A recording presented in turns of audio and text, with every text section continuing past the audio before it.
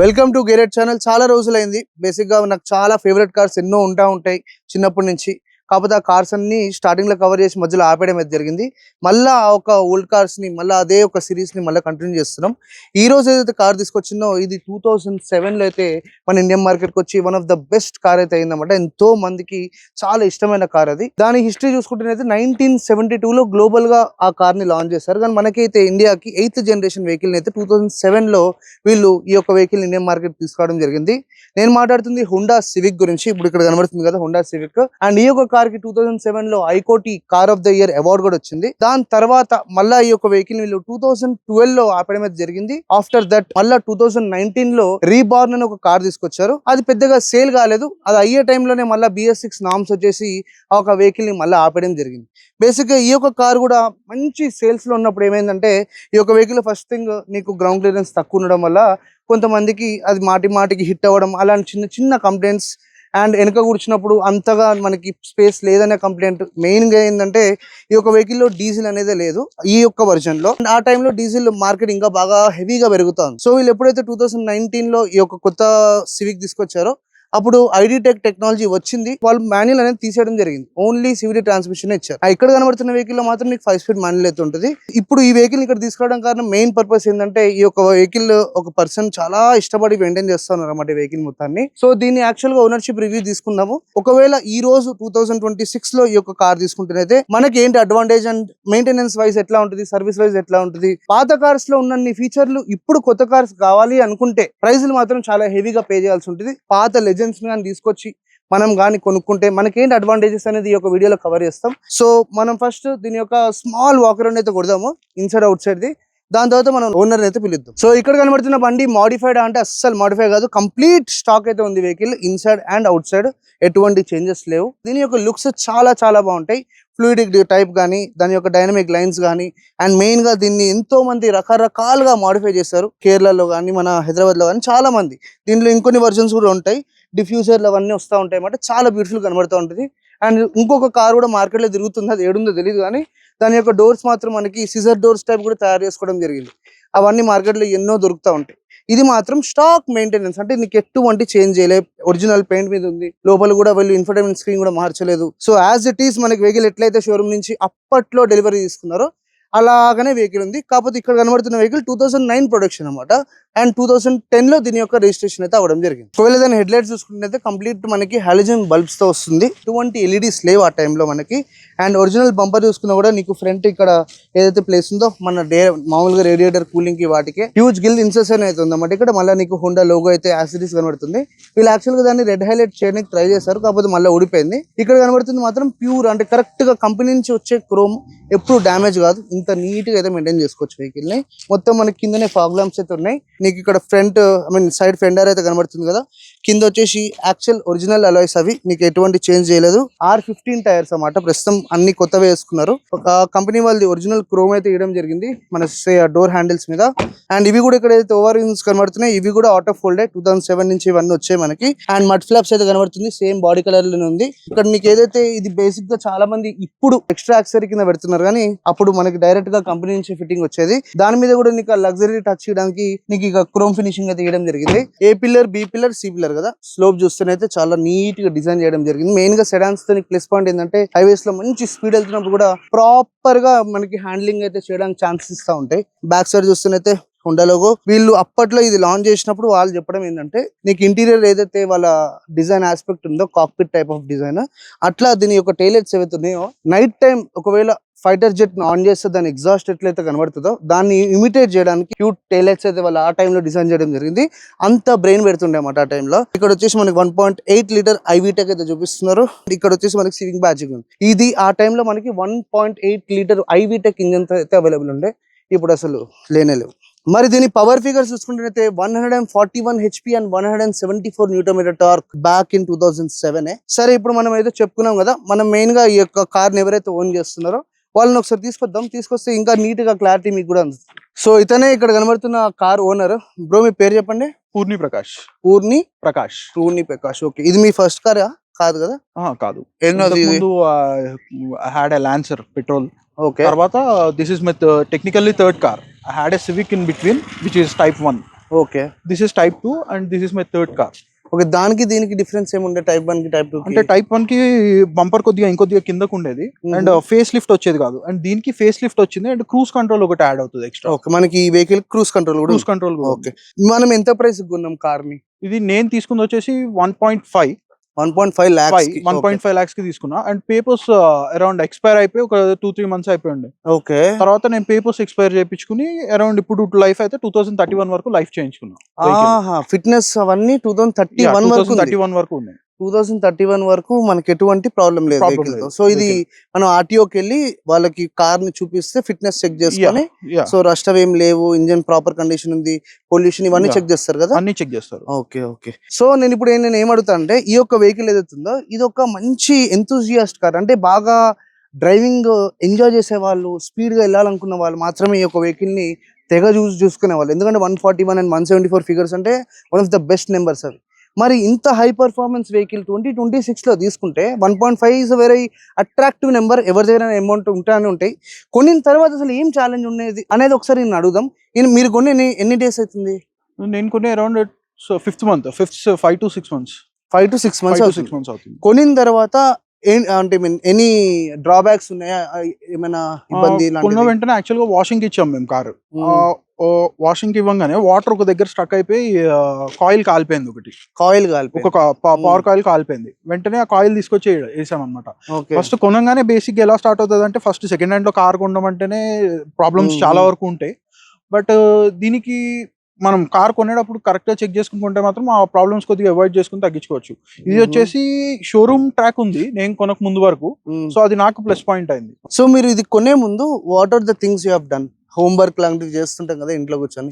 Actual గా around నేను ఇది కొనడానికంటే ముందు అరౌండ్ ఒక సివిక్ ఓన్ చేశాను అండ్ ఈ గ్యాప్ లో నేను దగ్గర ఒక 32 సివిక్స్, OLX లో ఎన్ని సివిక్స్ అవుతున్నాయి అన్ని సివిక్స్ చెక్ చేసుకుని దీన్ని సెలెక్ట్ చేసుకున్నాను అనమాట. Okay okay. అండ్ నేను చేసిన మేజర్ హోంవర్క్ వచ్చేసి స్పేర్ పార్ట్స్ అనమాట. స్పేర్ పార్ట్స్ ప్రైసింగ్ ఎలా ఉంది వేరే వాటితో కంపేర్ చేసుకుని తీసుకున్నాను అనమాట. Comparatively others spare parts price నాకు ఇది చీప్ గా ఉంది కొంచెం. ఓకే ఫర్ ఎగ్జాంపుల్ ఇప్పుడు మనం ఏవైతే ఈ రోజు కార్లు వాడుతున్నామో దాంట్లో ఏమైనా స్పేర్ పార్ట్ పోతే షోరూమ్ కి వెళ్ళిస్తే ఒకవేళ బాగా రేర్ అనుకోండి, మ్యాక్స్ టు మ్యాక్స్ మనకి 30-40 days లో స్పేర్ పార్ట్ వస్తుంది. ఒకవేళ దీంట్లో మేజర్ గా ఏమైనా బ్రేక్ డౌన్ అయింది అనుకున్న, ఆల్టర్నేటర్ చేంజ్ లేకపోతే బ్రేక్ ఏవో ఉంటాయి కదా, అవి ఏమైనా చేంజ్ అయితే what is the time scale? If you want OEM everything OEM కావాలి అనుకుంటే మాత్రం you should wait for 30 days at least in the showroom. లేదు OEM కాకపోయినా పర్లేదు, will manage the things out అనుకుంటే మార్కెట్ లో we have many other second options. మంచి క్వాలిటీవే ఉంటాయి. Okay so we can go with them అనమాట. ఓకే లేదు if not we're not getting in the market అనుకుంటే we have so many second hand markets like Afzalgunj and all right, అక్కడ నుంచి మనం తెచ్చేసుకోవచ్చు. Okay and 1.5 కి కొన్నారు కదా, దాని మీద మనం ఎక్స్ట్రా ఎంత పెట్టాము? 1.5 మీద ఎక్స్ట్రా నేను పెట్టింది ఇంక్లూడింగ్ మన లైఫ్ చార్జెస్ కూడా, పేపర్ వర్క్ అరౌండ్ నాకు 20K లో అయిపోయింది. అండ్ 1.5 మీద నేను ఎక్స్ట్రా పెట్టింది జనరల్ వర్క్స్ మీద పెట్టినాను. మెకానికల్ వర్క్స్ ఓన్లీ 1 కాయిల్ అంతే, పవర్ కాయిల్ మీద పెట్టాను. దానికి మించి ఎక్స్ట్రా 1 రూపీ కూడా. మైలేజ్ బేసిక్ ఇది చూపిస్తుందా మనకు? యావరేజ్ చూపిస్తుంది. యావరేజ్ చూపిస్తుంది. టైప్ 1 లో యావరేజ్ చూపించదు. ఇది టైప్ 2 కాబట్టి ఇందులో యావరేజ్ చూపిస్తుంది. బేసిక్ గా ఇన్ సిటీ నాకు 8 నుంచి 9 మధ్యలో వస్తుంది. వన్స్ హైవే క్లైమ్ చేస్తే మాత్రం 15 to 17 మధ్యలో ఉంది. ఓకే ఇక సిటీ అయితే మనకి 8-9 అంతే. ఓకే హైవే అయితే మనకి ఎంత? 15 to 17 around. We can maximum 14 వరకు వస్తుంది. లేదు ఇంకొద్దిగా ఐడ్లింగ్ డ్రైవింగ్ కొద్దిగా స్లోగా నడుపుకుంటే మాత్రం 17 వరకు we can get. Max speed ఎంత తీసుకున్నారు దీన్ని? నేను ఇప్పుడు దాకా మ్యాక్స్ స్పీడ్ తీసుకుంది 187. ఓ ఎక్కడ? ఏ రోడ్?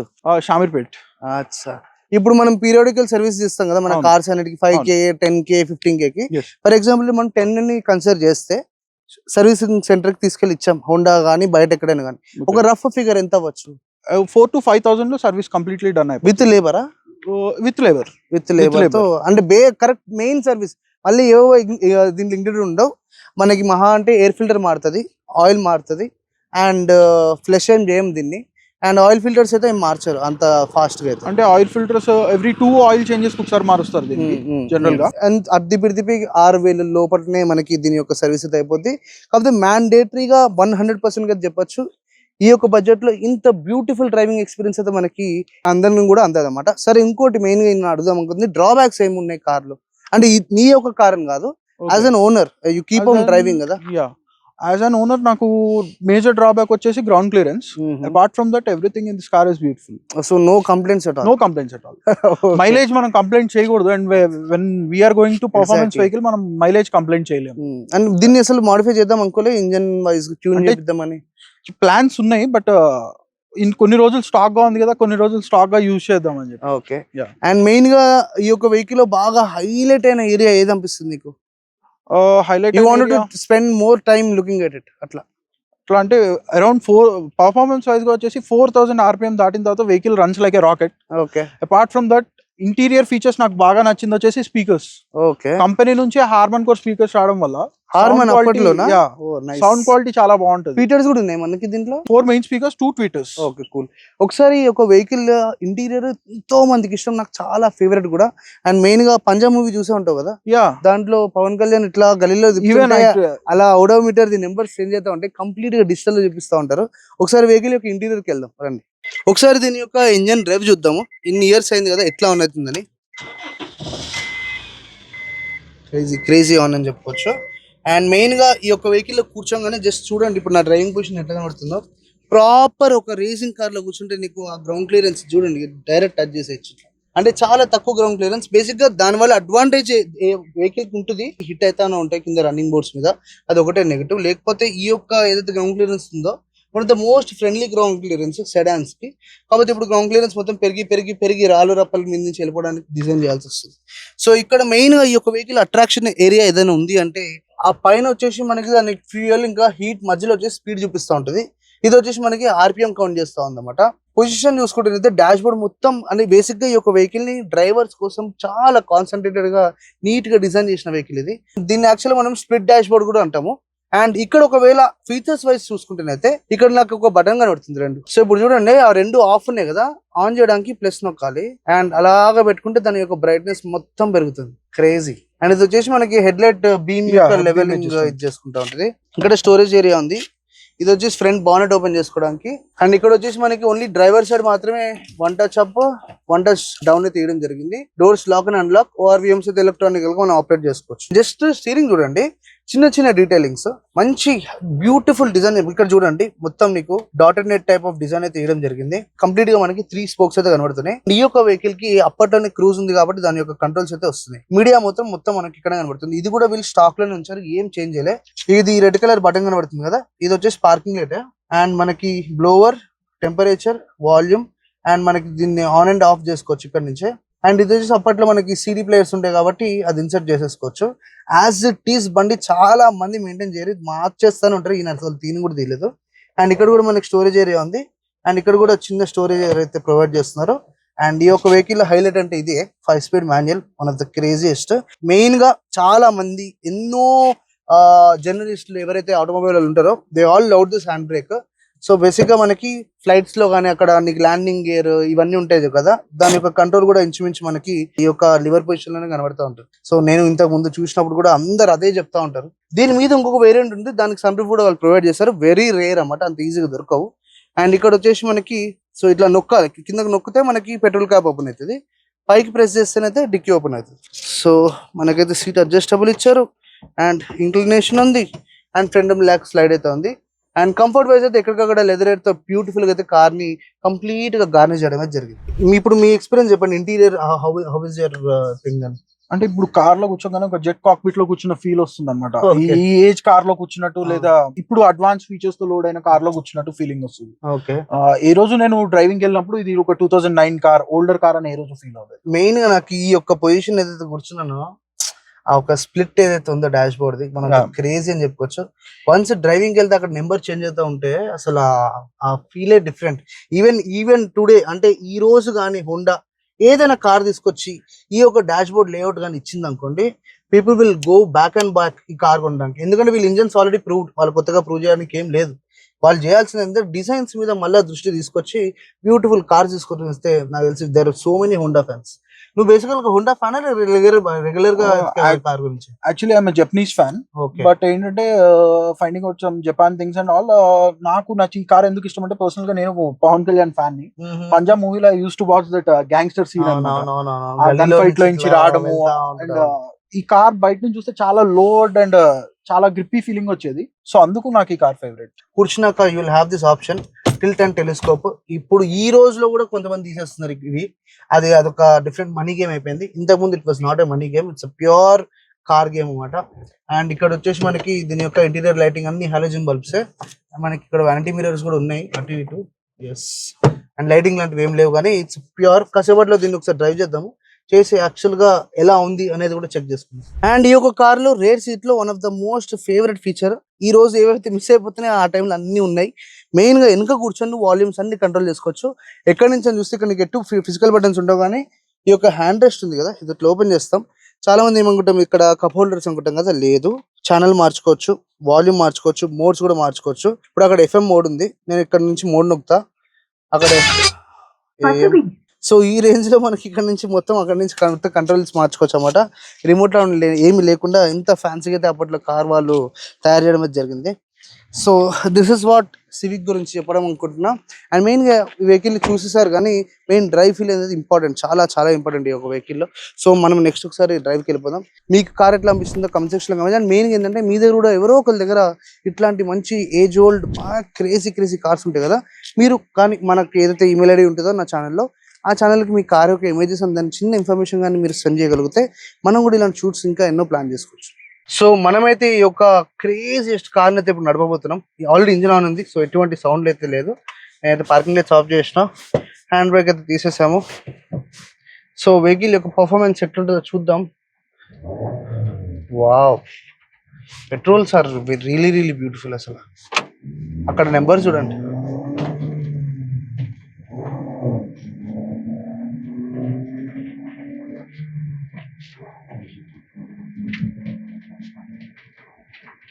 ఇమీడియట్ రెస్పాన్స్ ఉంది కదా బ్రో, అసలు ఏం డిలేనే లేదు. అసలు crazy acceleration and turnings.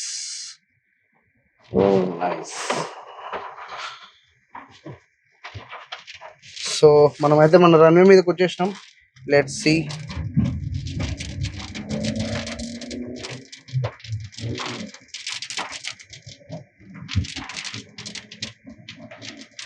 Craziest driving position అని చెప్పుకోవచ్చు. అండ్ ఆ ఒక రెవ్ ఏదైతే వస్తుందో పెట్రోల్ది, ఆహాహా, బ్రేక్స్ ఆర్ సో గుడ్.